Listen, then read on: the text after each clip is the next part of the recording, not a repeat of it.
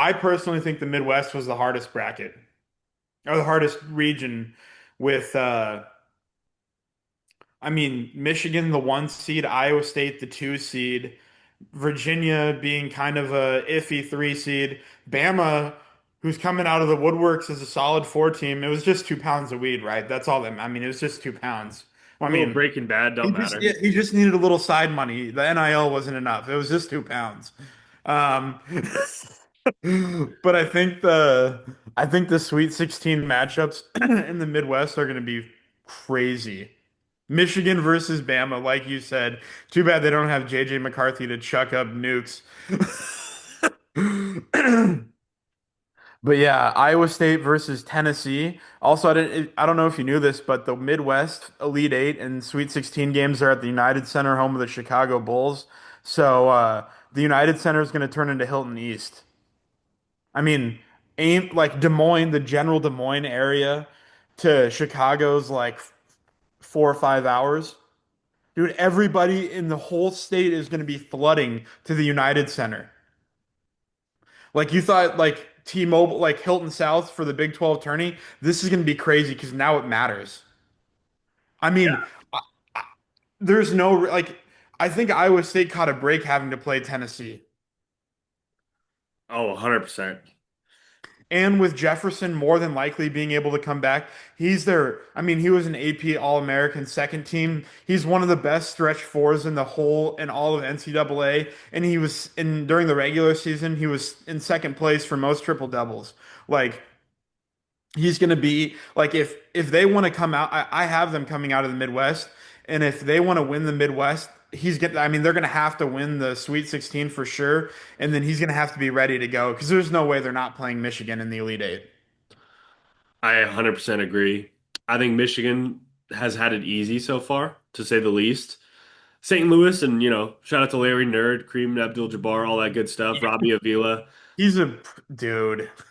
I mean, it's a great story, moving up the ranks and, shout out to him getting all the, publicity and things like that, but they weren't going to beat Michigan. I mean, Lindenborg is a robot. He's just dominant. I think in terms of if I were to look across the court and feel nervous, it would be if I had to face up against him or, the entire Arizona team, just because Awaka, I think, could murder me with one elbow, straight to the jugular. So, Michigan, I think they got it against Alabama. I just think Alabama has an explosive offense, but I just don't know if they have it. I think the 10.5 is probably going to be covered by Michigan. And then, like you said, Iowa State, Michigan, holy Midwest. We have all these Midwest battles. We haven't had a champion, you know, west of probably Chicago since we won the title in 97. So it's Shut up, basically Mike Midwest Berry. versus everybody at this point. The Big Ten and the Big 12 are going to take up the Elite Eight and Final Four. We got Iowa State, Michigan. We can just go through it now. We got Iowa State, Michigan. I think we can both agree on that for the Elite Eight. And then I think Arizona, Purdue. That's Big Yeah, 12, Big Ten. Then we got Houston and a Big Ten team. So, I mean, shout out to Houston, another Big 12 school. And then we got a Big Ten school. And then at the very top, it gets a little different. We got an ACC juggernaut in Duke. And then versus who the do you Big got? Ten. Michigan State. Yeah, So I think Michigan State as well. I think Cohen Carr is really coming in. And Jeremy Fears didn't realize he was the brother of Jeremiah Fears yeah. in the NBA. Shout out to the Fears family. And I mean, Duke's kind of just their own thing. The ACC's really kind of fallen off, in my opinion, in terms of basketball and football. So we got Duke, Michigan State. I know you said earlier that you got Michigan State winning that one. I think it could be a toss-up. A lot of people think Duke, it's just clear path, but I think Michigan State will give them a game. I don't know if I have the balls to go with Michigan State in that one. So we got in the Elite Eight, Duke, Michigan State, and then you think Iowa or you got Nebraska?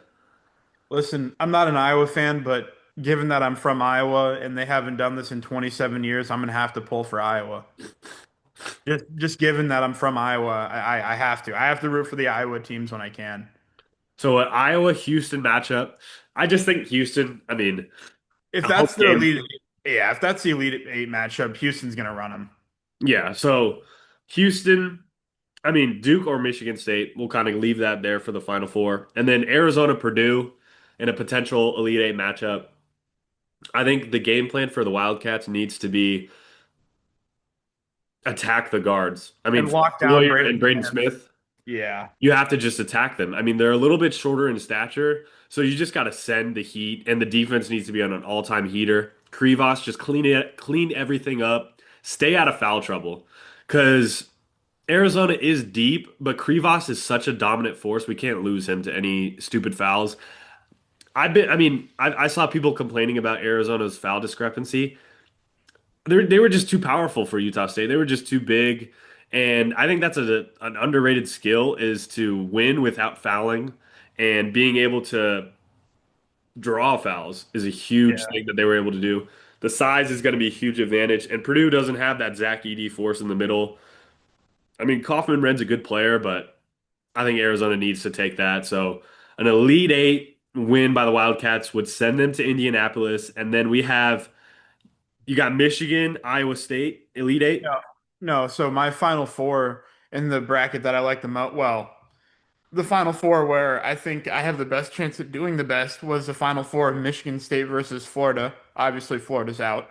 And then on the other side, I had Arizona versus Iowa State. And then in the championship game, I had Michigan State versus Arizona, with Arizona winning. But I also have some brackets where I had Duke versus Houston in the Final Four, and then on the other side, I did Arizona versus Iowa State and had a Duke versus Iowa State championship game. I really do think I think Duke and Houston are kind of destined for it, unless Michigan State can really shake things up. So Tom Houston, Izzo in Duke, March. Houston, Duke. I think Duke wins. But if it's Houston, Michigan State, I think Houston will probably win that one. Just because I don't know if Michigan State has quite the talent to get there. But for me, I got to go Duke, Houston, and then I got to go Arizona, Iowa State. Give me that rematch. I think that would be huge for the Big Well, 12. it'd be the third game of their season. It would be the third matchup.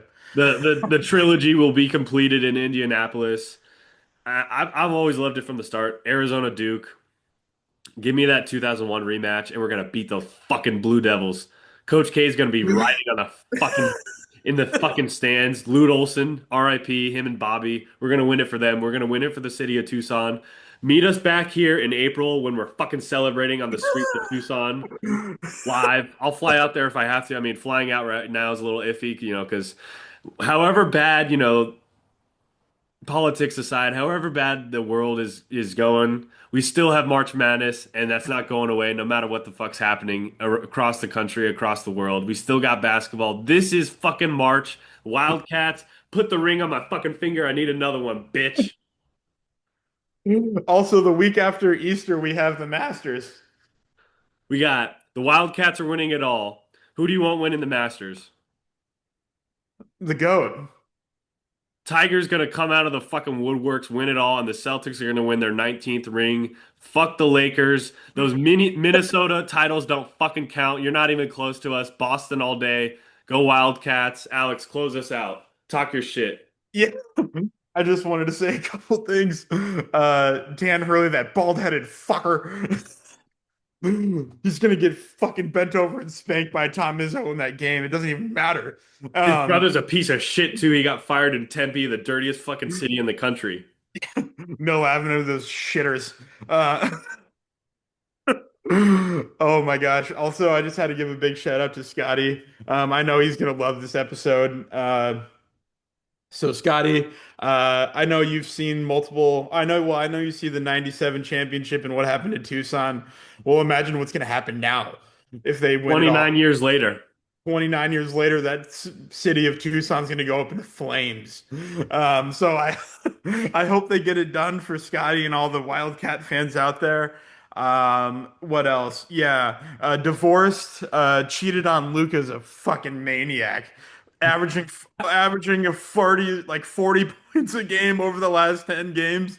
He's a fucking European maniac. He just needs a Big Mac and the hookah, and he's gonna fucking put up 70 in the last games of the regular season, that fucker.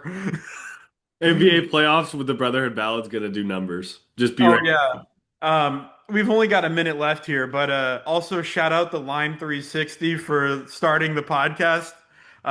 Just sitting in a circle with the Line 360 before our first ever episode in the library. When the limes come out, should If be great. Arizona, sorry, when Arizona wins it all, we'll tell you guys the Lime 360 story with a bottle of Lime 360. And then we'll drop a big announcement coming soon. Yeah. This has been the Brotherhood Ballad. Thanks for joining, Alex. Yes, sir.